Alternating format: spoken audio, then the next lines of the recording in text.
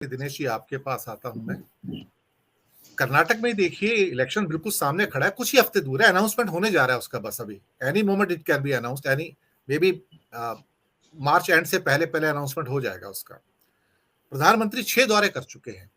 उन्हें मालूम है कि बीजेपी बैकफुट पर है, उन्हें मालूम है कि बीजेपी इस बार शायद 60-70 सीटों के लिए भी स्ट्रगल करेगी 224 में से, ऐसे हालात हैं।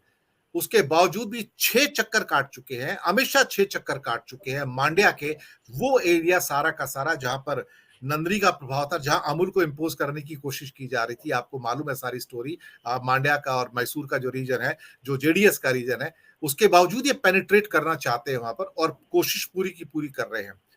और वहां पर एक क्या कहते हैं प्लेटर में पड़ी हुई एक विक्ट्री कांग्रेस को नजर आ रही है कर्नाटक के अंदर इस समय। लेकिन राहुल गांधी नजर नहीं आते वहां पे कि जाए भाई चक्कर काटे, वहां जाके सभाएं करें। प्रियंका गांधी भी नहीं जाती है। तो जो आगे आएगा वो बाद में एडवांटेज लेके चला जाएगा। दिनेश जी सर, मोदी जी के दौरों के बारे में तो आपको, जैसे आपने कहा, हिमाचल में आपने देखा मोदी जी कितना रिग्रेस कैंपेन किया है बीजेपी के लीडर्स ने। ऑल्दो सक्सेसफुल नहीं हुए हैं, लेकिन उनका डिटर्मिनेशन टुवर्ड्स ग्रैबिंग का पार कम नहीं होता है कहीं भी। तो वो हर हाल में विक्ट्री को सामने रखकर ही चलते हैं। उनका लक्ष्य एक ही है, ये प्रकरण किसी भी तरह से जीत हासिल करनी है। और यही कारण था उन्होंने नॉर्थ ईस्ट में काम किया और उनको उसमें सफलता मिली है। लेकिन यहाँ जो पर्सपेक्टिव जो दूसरा मैं आपको दिखा रहा हूँ, बताना चाह रहा हूँ कि हिमाचल में जब प्रियंका गांधी बैठ गई तो उसका इम्पैक्ट होता इम्पैक्ट वहां लीडर के आने का फर्क क्या पड़ता है? लीडर के आने का फर्क ये होता है कि जो वहां पर ग्राउंड लेवल पर काम कर रहा है व्यक्ति, उसका मॉरल बूस्ट होता है। ये मॉरल बूस्टिंग टैक्टिक्स है बीजेपी की, और वो थोड़ा सा डिसिप्लिन भी हो जाता है, रेबल्स की कमी हो जाती है। तो ये सब चीजों को करने के लिए वहां पर एक सीनियर आदमी का बैठना बहुत जरूरी हो जाता है। लेकिन अभी ना राहुल वहां है, ना वहां पर प्रियंका है। सोनिया जी वैसे ही अब एक्टिव पॉलिटिक्स से एक तरफ हाशिए पर हैं। ना ही मुझे वहां पर खड़गे जी जाते हुए दिख रहे हैं। लेकिन और इनको नेशनल या मेन स्ट्रीम मीडिया से भी कोई बड़ी सपोर्ट मिलने वाली नहीं है। तो इनको ग्राउंड पर काम करना ही पड़ेगा। डेमोक्रेसी की ये जो एक बात हो रही है कि राहुल गांधी ने ऐसा कह दिया और इसका इतना प्रचार एक नहीं कर रहे हैं, राजनाथ सिंह वहां बोल रहे हैं, वहां पर आपके प्राइम मिनिस्टर खुद बोल रहे हैं, अमित शाह और योगी ने उसके ऊपर कमेंट दे दिया है। तो मतलब आप देखिए किस लेवल पर वो ये साबित करना चाह रहे हैं कि किसी भी तरीके से ये साबित हो जाए, ये नैरेटिव सेट हो जाए कि राहुल गांधी एंटी नेशनल है।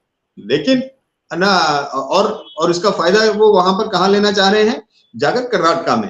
अभी हर रैली में उनका अभी आपको पता है कि, और राहुल गांधी भी इससे अनभिज्ञ नहीं है कि बीजेपी के लीडर्स को अगर हिंदू मुस्लिम और इस तरह के जो दूसरे मुद्दे हैं, नॉन इश्यूज को इश्यूज बनाने में, कि 4-5 ये शब्द हैं इनके हाथ से छीन लिए जाएं तो ये बोल ही नहीं पाते हैं।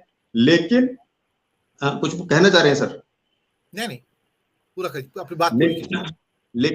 लेकिन इनको अब अगर दिल्ली में ही बैठना है और यहीं से राजनीति करनी है तो उससे इनका भला होने वाला नहीं है।